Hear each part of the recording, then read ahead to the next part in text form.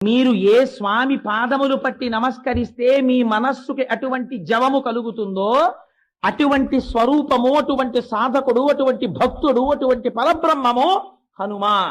అందుకని ఆయన పాదములు పట్టుకుంటే ఏం కలుగుతుంది? మీ మనస్సుకి కూడా అటువంటి జవము కలుగుతుంది.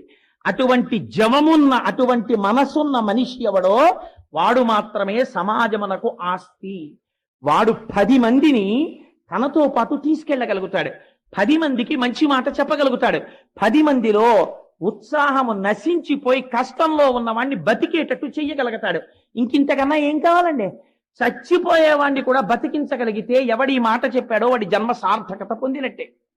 ఇది మీకు రావాలంటే, మనస్సుకు అటువంటి జవము కలగాలంటే ఎక్కడి నుంచి వచ్చింది జవం?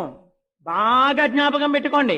సంకల్ప వికల్ప సంఘాతమైనటువంటి మనస్సు మీరు ఏదో ఒక ఆధారమును అందించడంలో పొరపాటు పడితే ప్రమాదం